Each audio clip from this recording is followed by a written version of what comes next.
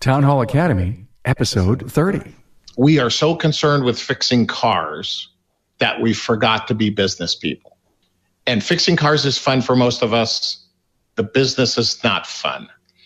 And we've got to become that entrepreneurial person and pay attention to the business. And you'll find any of these successful shops, they made a transition from being a car fixer to being a business owner. They own a business that fixes cars. And then the numbers become a little easier for them.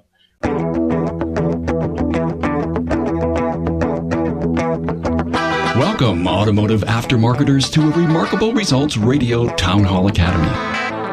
Listen to learn just one thing from today's episode on your journey to remarkable results.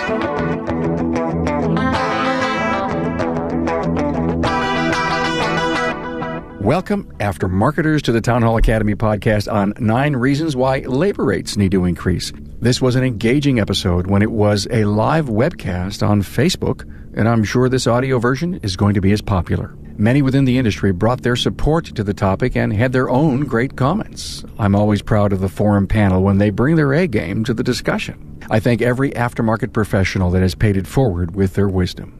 This episode is sponsored by Jasper Engines and Transmissions. A new vehicle may look and smell nice, but they come with seemingly endless monthly payments, higher license fees, and higher insurance premiums. Here's the better solution for your customer. Remanufactured components from Jasper mean a new lease on life to a trusted old friend. Hey, Carm Capriato here, your podcast host, and I am glad you've chosen the Remarkable Results Radio podcast as your personal networking tool. So here's the skinny. If you find the Academy lessons valuable, then schedule yourself to be in the live audience every Friday at 12 noon Eastern. You can be in the live audience on Facebook or on my webinar platform. Now, everything is no cost to you, and every link you need for a total submersion in the podcast and the Academy is at remarkableresults.biz/social. See the show notes for this Town Hall Academy at remarkableresults.biz/A030. The critical talking points of this Academy are already written for you, and you can watch the HD video there also. You could even use those notes for a meeting agenda. Hey, on the show notes page, you'll also find my guests' in-depth bios, the key talking points, as I said, and a link to the episodes that my guests have been on in the past. Use these links to dive into more wisdom from them. This repurposed podcast of the video form makes it easier for everyone that does not have the time to catch the live video webcast. That's the power of podcasting, the digital on-demand audio broadcast. And by the way, I'm glad you're here. And don't forget, all Academy video and audio replays are at remarkableresults.biz/academy. There was a special offer made by Malin Newton. He offered a form to complete and send to him, and he'll review your labor rate. He will also give you some time to discuss it. All the information and the downloads is on the show notes page for this episode. Find the download at remarkableresults.biz/A030. I also included a link to Tom Ham's Automotive Management Network. Now listen to Malin Newton from ESI, Educational Seminars Institute. Malin is a business coach and trainer. Matt Fonslow is the diagnostic tech and shop manager for Riverside Automotive in Red Wing, Minnesota. And Tom Ham from AutoCentric, an import specialty shop in Grand Rapids, creator and owner of Automotive Management Network. Now, listen to a very important and necessary discussion on the reasons labor rates need to increase.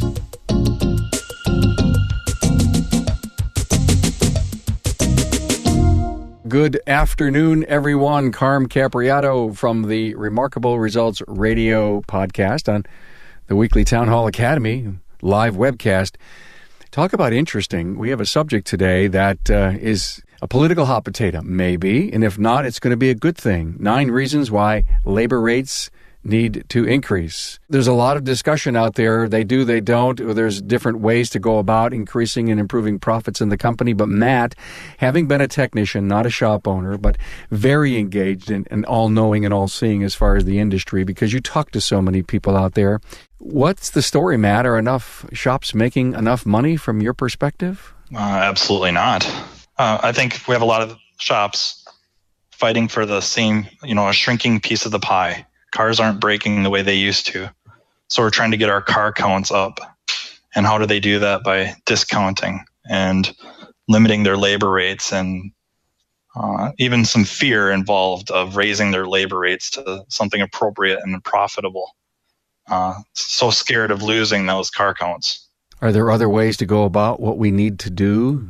I think it's just start valuing the services we provide, start believing in what we do and trying to strive to do it at a high level. And that requires money. We have to have money coming in to afford the proper tooling, the training, and to pay the type of people we need to do the work at a high level.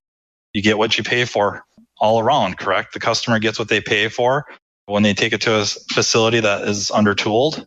Shop owners, managers get what they pay for when they can't pay a competitive wage with other industries and trades that require a lot of the same skill sets we have. And I would argue our skill sets even exceed those. Matt, I think part of what you brought up was there's a lot of reasons why things need to change, and we're going to cover that in a bit. This is a pretty comprehensive discussion. I have seen the talking points that have been offered here by our panel.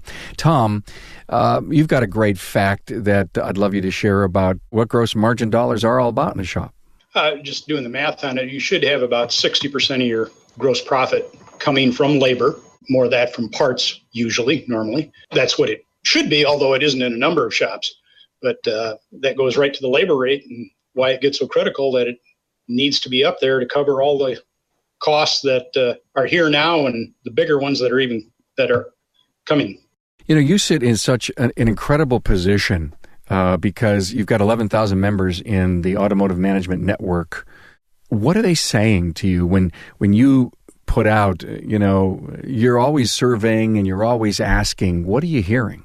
There's too many shops, kind of tagging on what Matt said there, and a lot of them are unqualified.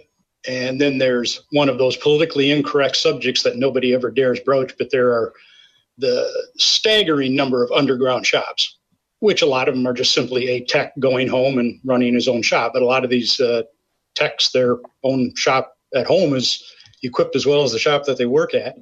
But when you do that and you bypass all regulations, all expenses, your costs of doing business are massively lower than a real honest good shop. And that drives the prices down significantly. Matt, how many guys that do you know do underground, according to what Tom says underground? I would say significant. I'd hate to put a number on it. But yeah, they're trying to supplement their incomes by doing some work on the side at home. And usually it's the quote-unquote gravy. It's the easy work. Tom, do you hear that the reason that there's a lot of underground, and maybe Matt, you can chime in on this, is that the pay and the benefits just aren't what they are and they're there to be supplemented? Or is it that they're so passionate about wanting to do brake jobs? It's a tradition, I think, that's gone on for a very long time, so that's part of it. My perception has been, and this is more perception than some factual reality, most of them are dealer techs. Independent techs, not so much. Most of the better independent shops tend to have a little bit fairer pay systems where the techs are not squeezed down so much. But especially in the dealer setting where they really get pinched down and business gets slow and they get nothing at the end of the week or a little bit more than nothing, those are the ones who tend to supplement their income, as Matt said. Got it. Hey, Malin, I want to ask you something as a coach and an advisor to so many shops. Is it the labor rate that needs to go up, or do we just need to get a better handle on how the numbers work? A D, all of the above. We have to remember that most everybody in the automotive repair business started out as a technician, and they do it because they love it. And the business side of it is something they don't look forward to. So in most cases, we've never actually configured the hourly rate. And a lot of times when I start working with a repair shop, they don't have a clue what their true overhead is, what they spend in expenses. Their labor rate is what I call a WAG, wild ass guess. And they don't pay their technicians enough. They don't budget for new equipment and supplies to make sure they can repair the cars properly, much less all the other things it takes to run the business properly. So, both Matt and Tom bring up great points. And a lot of technicians that work on the side that I've talked to, they do it because they need to pay their bills. And I'll make a point here, and I'm sure we're going to take some flack for this. But we as shop owners, a lot of times we are looking for the cheapest parts and the cheapest labor so we can provide the cheapest repairs.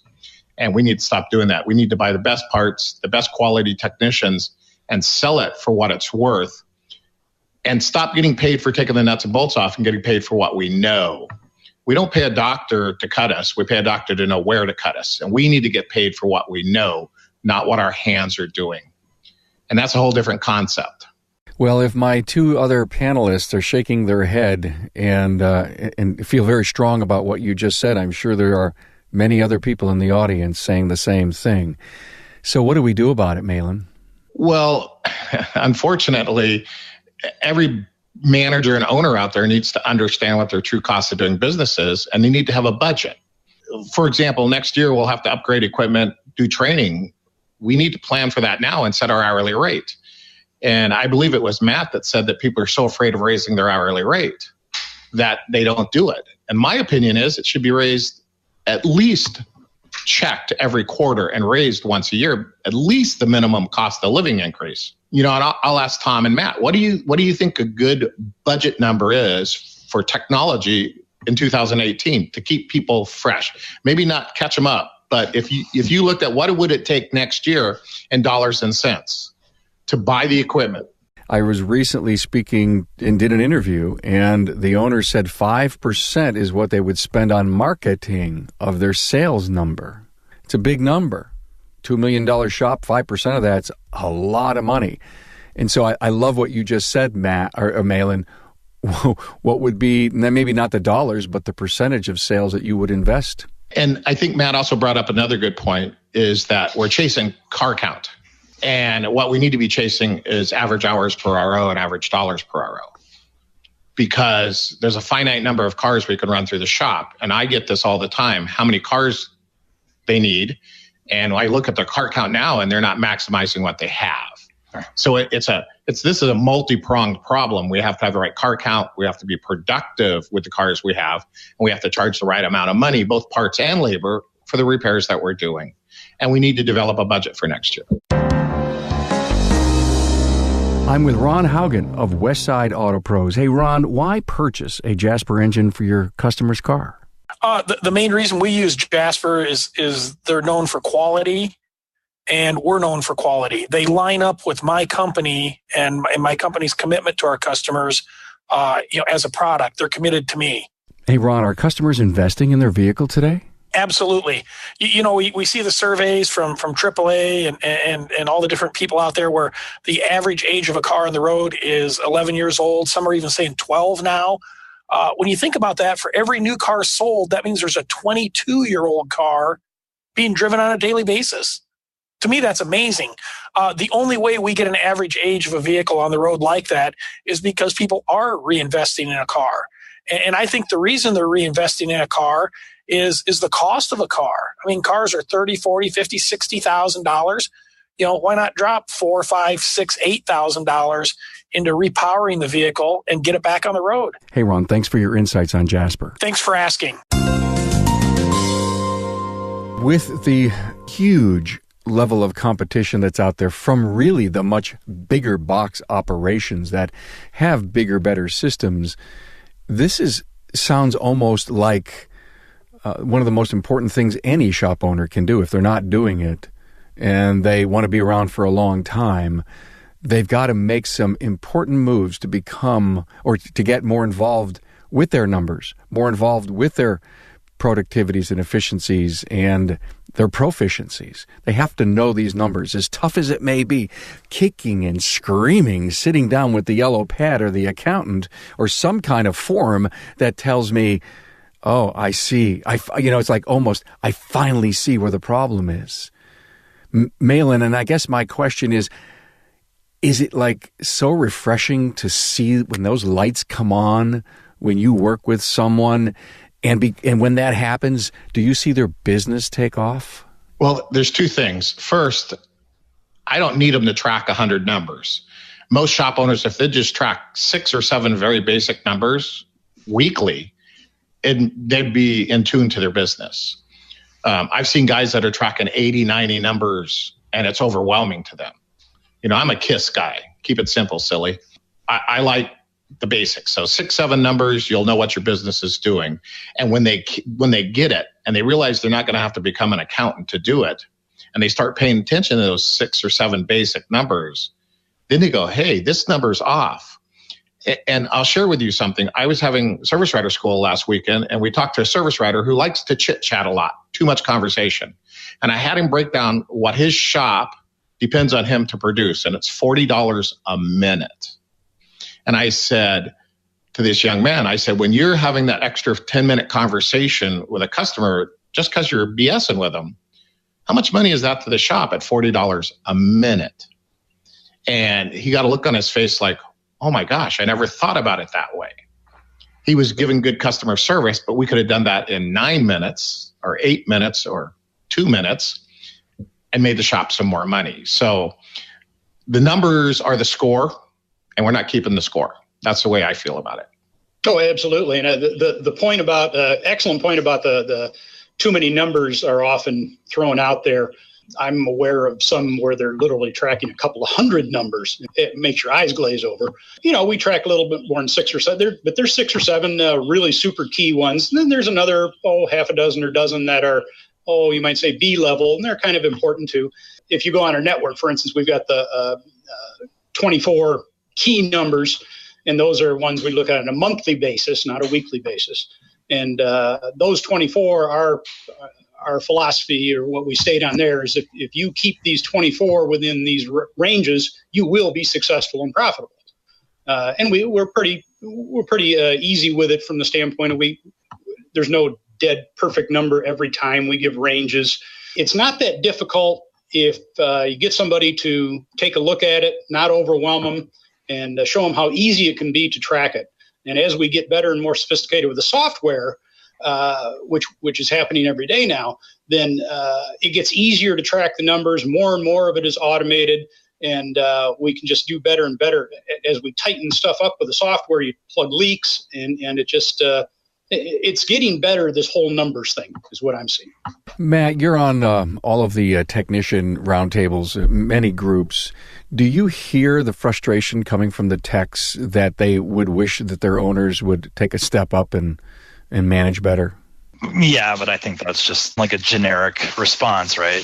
You want your manager to learn how to manage, and you want the shop owner to learn how to run a shop. I guess what I'm saying is, have you heard from anyone who says, OMG, we've had a revelation, we're on our way, we've made some major changes in the company?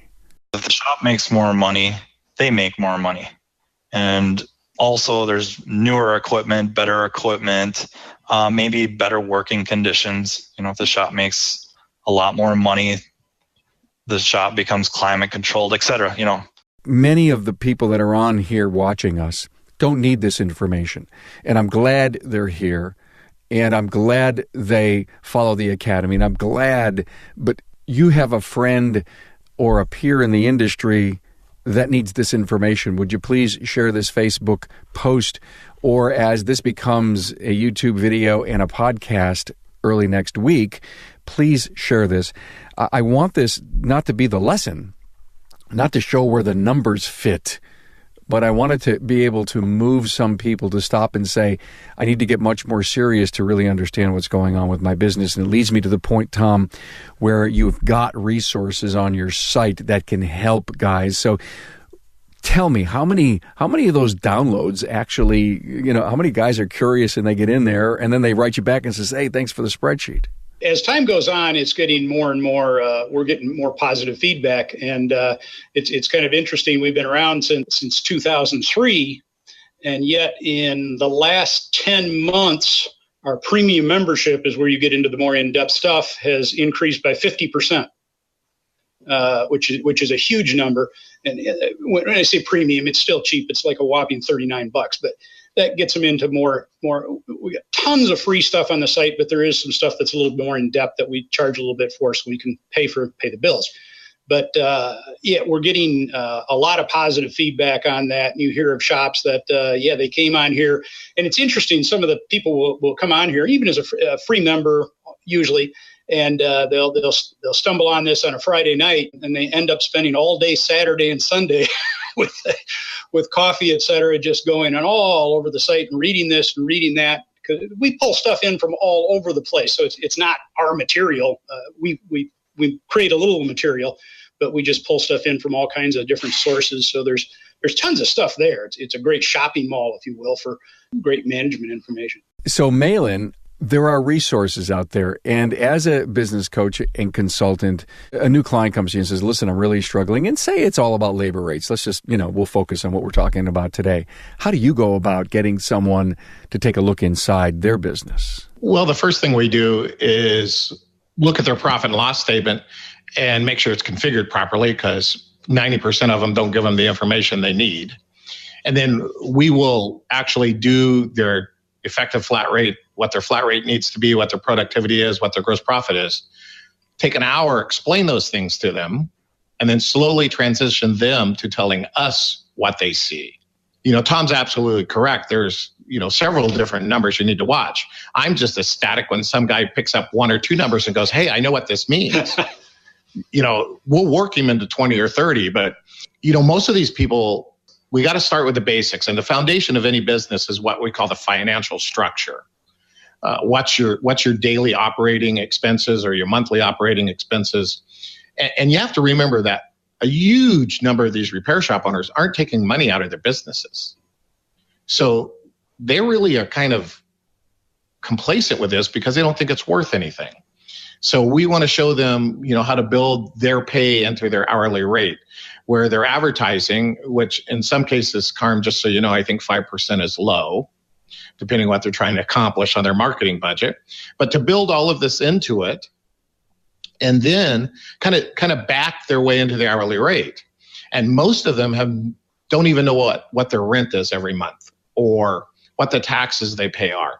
So we start with just a financial awareness of this is where your numbers are and this is how we do this.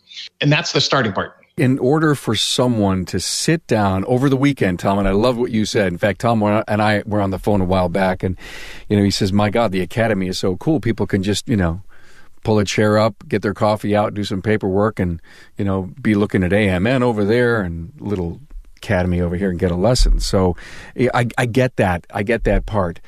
Does it have to be as deep? I mean, here it is. People are going to hook up to the academy right now and listen to this and say, well, maybe I can pull something off of this. Maybe I can start my business on a different trek. Do they have to have this perfect P&L in order to figure a simple, is my labor rate right?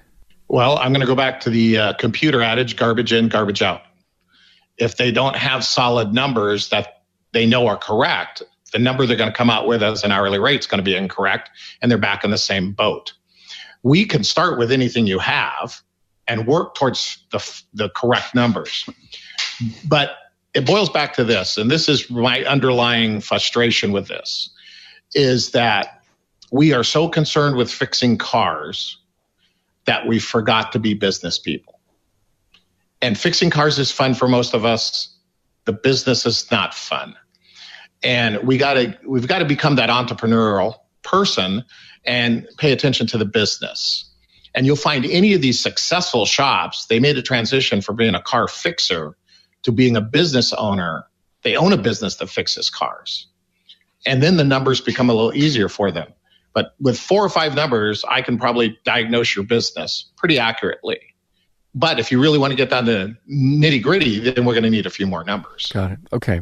No quick fix, yet the commitment to drive understanding my labor rate will force me to get a lot of other things in order. I mean, I think that's the message here. And so even, Tom, if somebody came to your site, premium membership, downloaded, and they looked at that and they said, oh my, I don't know this, or I got this in the wrong house, wrong pew, say right church, wrong pew, they would have to do some very interesting changes in how they're doing their books. How adaptive are accountants to some of these changes? I'm glad you guys got into the accounting statements a little bit. One thing that we do and that I propose that shops do, especially, again, like the people are overwhelmed with the numbers, too focused on fixing cars, is create your own financial statement. And what I mean by that is instead of all this complex stuff that's for the accountant, so on and so forth, make yourself a simple little one. I mean, we're talking about dollars in, dollars out. This really isn't rocket science. And we can make just a one-page, simple little statement that shows the key things that will include the numbers that Mylon's talking about.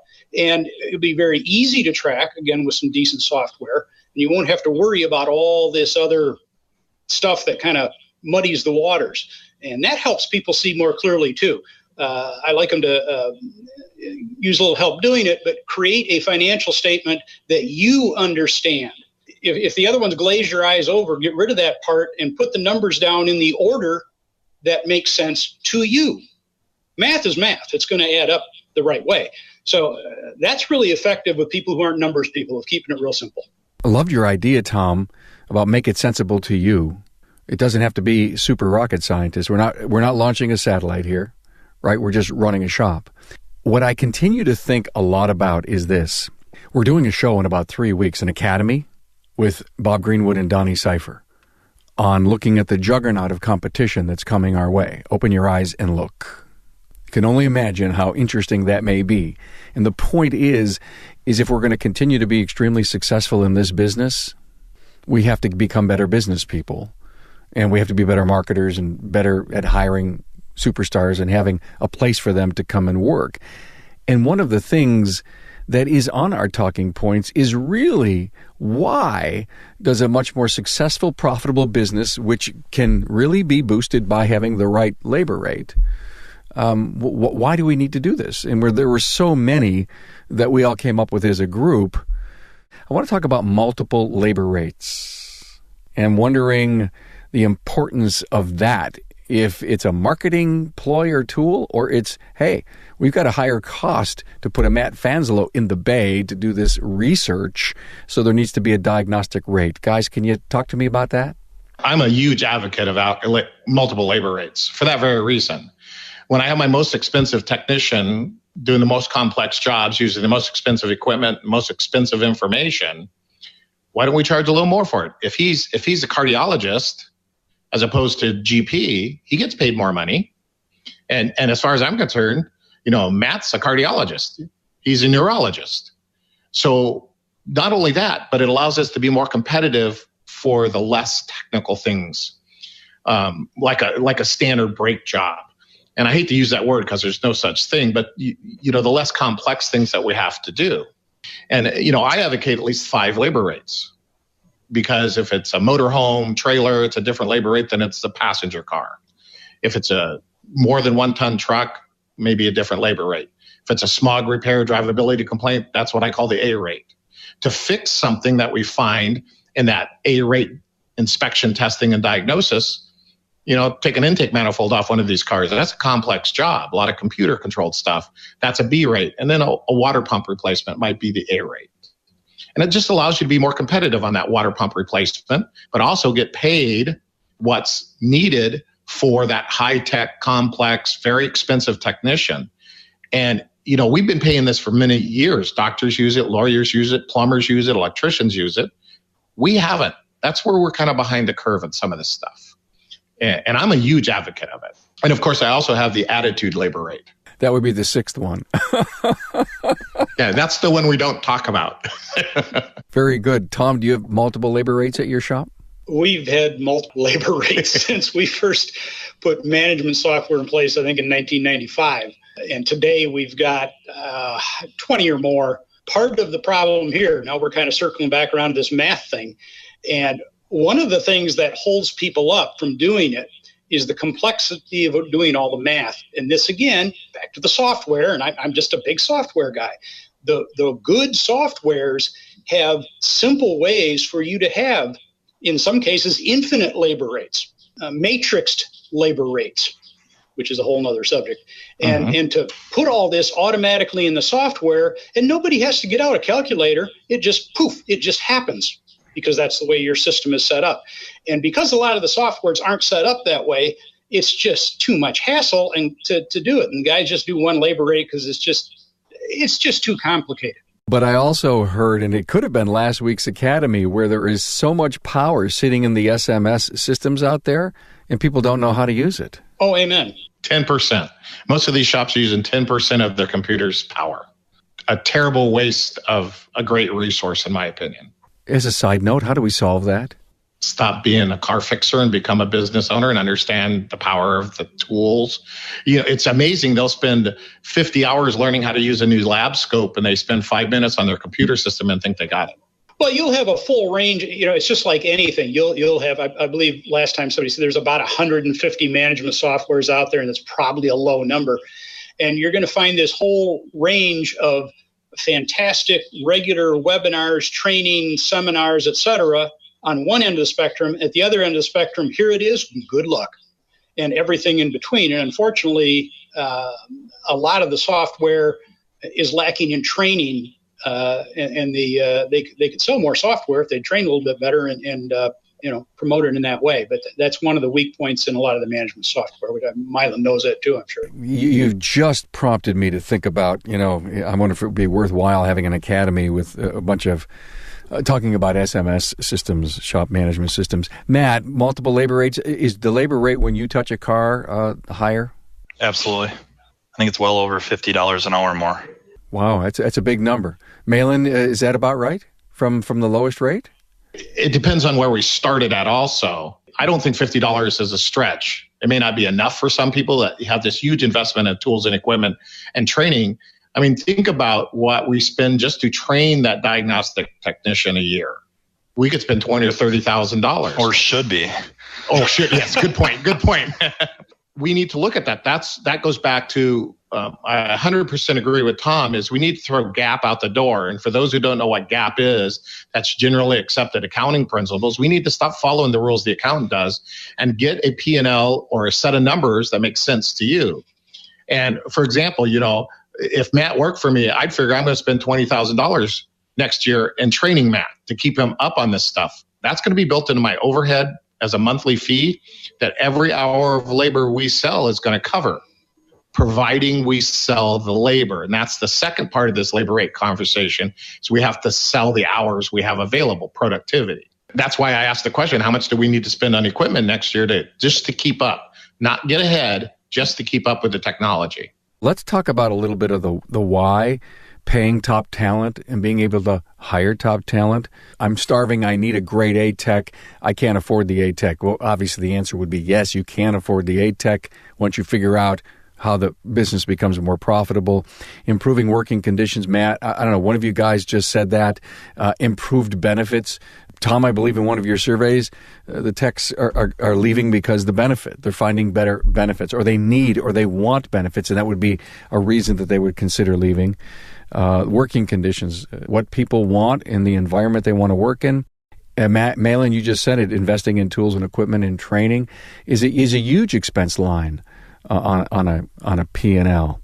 And investing in IT and infrastructure.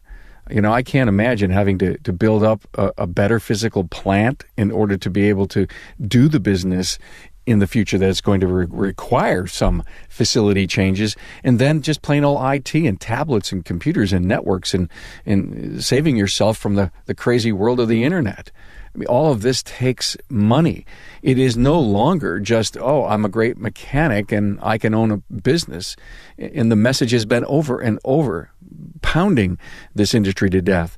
Take a step back and start working on your business, not in your business. And so with all of that just said, paying top talent, benefits, working conditions, tools and equipment, please talk to me about why all of this is important and why the better profitability that could start with a smarter, better labor rate is so critical to us staying in business and competing. Two things. We need the same talent that every other high-tech company in the world is looking for. And they're working in an air-conditioned office wearing a white lab coat. They're working 40 hours a week. They don't have a $100,000 investment in tools. How are we going to attract those people? We're looking for the same people that Google's looking for and Tesla's looking for. How do we attract them? We offer, in most cases, and I'll speak very generally here, a difficult environment to work in. We don't provide them with the tools, equipment, and education they need.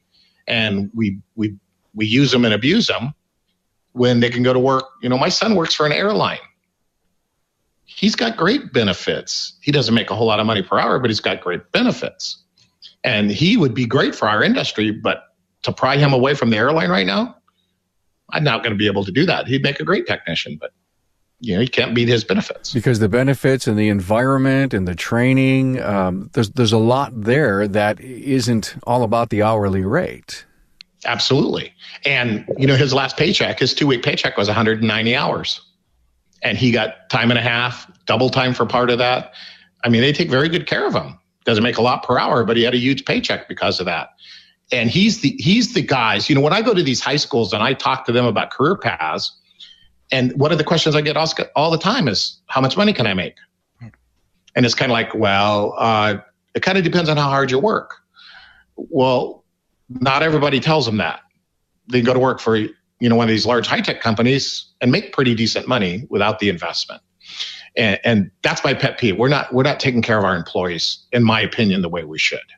Before I go to Tom or Matt, Dave Hobbs was on with me a few weeks ago from Delphi, trainer from Delphi, and he said that our technology is the carrot on the stick for future technicians to want to join our industry and for the current techs to want to stick around, because people that love tech want to hang out and be in our business. We just have to figure out how to keep them and hire them. Getting to play with the greatest technology doesn't clothe their kids or put a home over their head. They like the technology. You know what wife wants? A good income, benefits to take care of the family and the kids. When we start out, we all suffer a little bit there, but as we become experts in our field, when we become Matt, we should be compensated for that as a reward.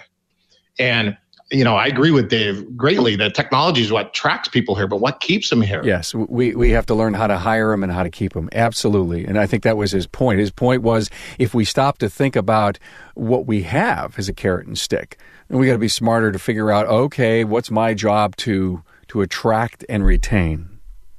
Tom, your opinion on all of that, really those important pieces that motivate someone to want to work at your shop? I've been in a lot of shops all over the country, and maybe I'm kind of a wuss myself or whatever, but I often tell people that I would not work in most of the shops I've been in. I wouldn't work there. It's cold, it's wet, it's hot, it's dirty, it's disorganized. The lunchroom is sitting in my car. The benefits, the facility, you go right on down the line. Hopefully Matt's over there going, yeah. Because it's just, why would people want to come into this? There's so many holes in the job. I think the average technician wage is $36,000 according to the feds, I believe. Yeah. Which is, you can get that probably a greeter at Walmart. That's not, work a few extra hours. We're not talking about a lot of money here. The people that we need, and throwing out numbers is always dangerous, but depending on the skill level, the people that we need, depending on where you are and what they're doing, are probably going to need 30 to 50 an hour. To be profitable, if we got to keep about 70% of the labor for all the expenses the shop has, we can pay a tech about 30%. Again, I'm throwing out a number, I'll get in trouble, but you can go up or down on that a bit. You can just do the math backwards and figure out what your labor rate's supposed to be. And it's not $89 an hour. It doesn't work. It's simple math, just working into it. What do you got to have for the top people in order to pay them, and the equipment to keep renewing that, the training, and all the improvements that need to be done to facilities to bring them up to a decent level. Well, it's not even necessarily the creme de la creme, even keeping decent techs and attracting decent techs. We're having a terrible time of it because they have critical thinking. And if they have critical thinking, it's very easy for them to look online and see where compensation packages are. And they can easily see, why would I want to do this for a living? I can do this. I like cars. I'll work on cars on the weekend and I'll get a job that pays me enough to do that for fun, rather than this being the industry that pays somebody that loves to mountain climb to be able to go afford a mountain climb on the weekends. We're not doing it. Not yet. Maybe we're on our way, but we're not there yet. Malin, are we on our way? I think we're getting better every day. People are reaching out, asking for help. They're paying attention. They're visiting Tom's site. They're exploring these things. But it goes back to what we talked about one time before. Carm. Knowledge is not power. It's the implementation of knowledge. And where we break down is we learn these things and then we don't do anything about it. You know, one of the funniest things that happens is every time we do the calculations and I tell somebody, well, you need to raise your hourly rate $2 an hour. And they go, I can't. I'll lose all my customers. And typically, this is the way I look at this. I'll voice my opinion. Tom threw numbers out. I'll voice my opinion. So they'll be mad at both of us. The people that are watching this town hall, the people that belong to Tom's site, they're the top probably 10 to 15% of the repair shops anyway. And by being the top 10, 15%, they're going to be the most expensive in their area. They may not be the most expensive, but they're going to be in the top 10 or 15%. And they're busy. They have work. Maybe not enough work, but they have work. So if price was the reason people bought auto repair, they should be out of business. Every one of my clients should be out of business because they are typically the highest priced in the area. Matt should be unemployed. But they're not, because there's a huge group of people that want service. They want their car repaired. They want to be treated properly. And that's all encompassed in what we charge. Great customer service, the special things, washing their car, delivering their car, all of those things. It's not just about equipment and parts and fixing. It's the whole package of what we deliver. And I constantly ask people, do you want to be Nordstrom's? Do you want to be Kmart? And you got to make a choice. And if you're going to be Nordstrom's, you got to give Nordstrom's level of service. That costs money. You got to fix cars right. You need the mats. And I agree with you 100%, Matt. We have a hard time keeping what I call really good nut and bolters, the guy that can do a water pump and do a set of brakes and get it done in a timely manner. And that's where we need to really work. That's our industry focus. And Carm, I said it before, you know, a lot of people, they may not need to change their hourly rate. What they need to work on is their productivity, and is that hourly rate covering all of their expenses? And you know, that's my biggest thing is that hourly rate needs to pay for everything that business has to have. Owner, service writer, advertising, shuttle, technicians, parts, everything in the grand scheme of things. We devalue ourselves all the time, exactly the way Maitland's talking about. If we see a problem in it, we really struggle to find it. Let's say we invest 3 hours. We may feel like we should have figured it out sooner, so we only charge a couple hours. But then we start seeing it more often. Now I can figure it out in 1 hour. I'm charging the customer an hour.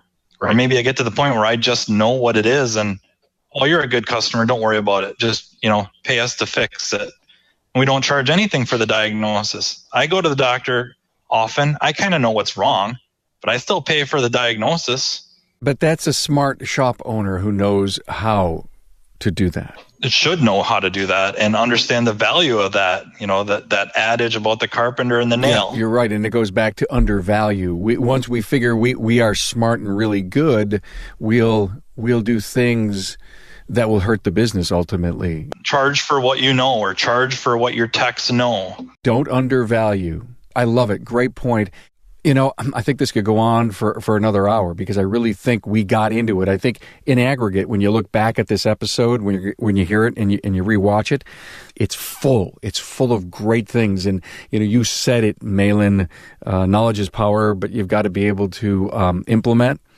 And, you've said that to me a bunch of times as we've gotten to know each other over the last couple of years.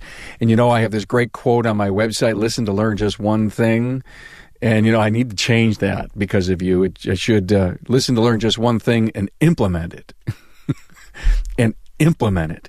And I know there's going to be some great ideas, maybe not necessarily, 9 or 10 great takeaways from this, but there's probably 20. And hopefully our discussion today has motivated. We didn't fix anyone's problem, but hopefully we made them realize a lot of things about how important the labor rate is in the business. Matt is going to join me at a Town Hall Academy on November 2nd at Apex, and it's on emergent technologies, what the aftermarket needs to do to prepare. And we're going to have a shop owner, an industry trainer, and a technician, and that technician happens to be Matt Fonslow. So let's go around the room. Give me a 1-minute summary as to what we can leave our audience with. It's the same thing everybody's been saying for years, right? You learn how to fix cars. You go to training to fix cars, training to learn about new technologies. Start training yourself to run your business. Get all those resources that are available to you to run it better and make more money for the shop, for the technicians, for yourself. I think it was mentioned that it's not like a lot of these shop owners are, owning yachts and multiple houses and taking lavish vacations either. They're struggling as well. But we'd like to. Right. That isn't right either, Just look at the cars they drive. Absolutely. And they can't afford to have their own techs fix it. So Thank you, Mr. Fonslow. Tom. Yes, sir. I've mentioned two things real quick. One of the things we do, we especially get into pricing, and this affects all the policies in the business, not just pricing. Shop owners tend to set their policies and their pricing by the lowest, worst 5 or 10% of their customer base. Those are the people who dictate the rules and the prices for the other 95%, and you end up putting onerous rules on people who, shouldn't have to deal with it, and they'd be happy to pay a few dollars more, but you're catering to this low end. That's one thing. And then the other thing, we were talking about the statement. One of our members a while back, a number of years ago, earlier in the site, gave me the ultimate simple financial statement for a automobile repair shop, and it was called 25, 25, 25, 25. And he said somebody had taught him this, and they look at an auto repair dollar that comes in. You got 25 cents for parts, 25 cents for expenses, 25 cents for payroll, and 25 cents for you. And that was how he did his numbers, and he got his 25 cents. Now, you can vary each one of them up and down a little bit. I think the parts one will actually be a little lower, the payroll one a little bit higher. But the numbers do work if you apply those numbers. Those before numbers you could use to run your shop, and you'd do okay. I love the concept, guys, because, percents. Oh, God, percents are tough. You just made it into cents. Made sense of it. Oh, very good. Oh, here we go. He's unfrozen when he's a comedian. Yeah. Right. The only stuff worth listening to. All right, Malin, I'll give you the last word. Well, first of all, everybody brought up great points. And, the takeaway from this is people don't come to us because of price. They come to us because of what we do. And we need to value ourselves. That's a great word. And we need to understand that most of us, if we look at Matt and Tom, you guys don't buy the cheap tools, do you? You don't buy the cheap equipment. You buy quality stuff. And typically, it's not so much the manufacturer, it's the salesperson who sells it to you. I did a stint as a Snap-on tool salesman. And people bought from me, not because of Snap-on, because I was personable. I called on them. If they needed something, I'd take care of them. Sounds much like our repair shops, right? And we need to stop thinking about we're fixing cars. We're fixing people. We're taking care of people. We're providing freedom. And people will pay for that. I don't stay at the cheapest hotels. I don't fly the cheapest airline.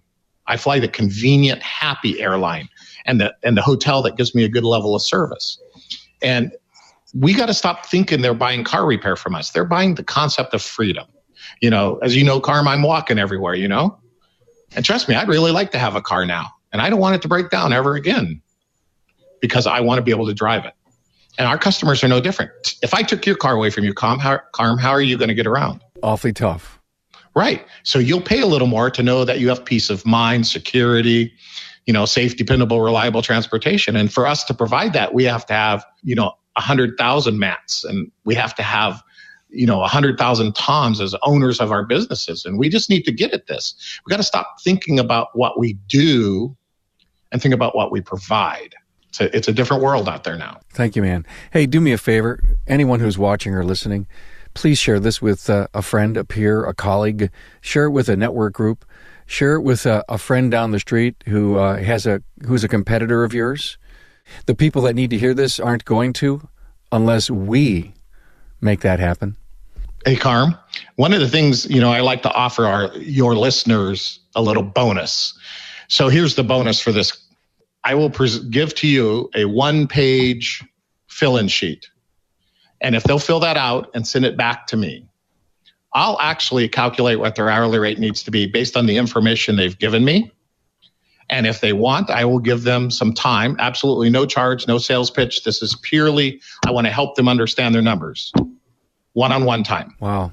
Okay, so we'll work this out after we close here. And what I recommend to everyone is when this episode becomes a podcast on Wednesday morning of this week, and if you're listening to it as a podcast, you'll just need to go to the site. And in the monologue of the episode, I'll explain how to get there. The actual URL of the show notes page, you'll be able to click it, download it, and then your email will be on there. And that's great. We'll figure out how to make this work. Thank you to Malin Newton from ESI out in California, to Tom Ham hanging out in Detroit, and Matt Fonslow, technician at Red Wing out in Minnesota. Guys, appreciate it. Have a great weekend. Thanks for being on board to listen and learn from the premier automotive aftermarket podcast. Until next time,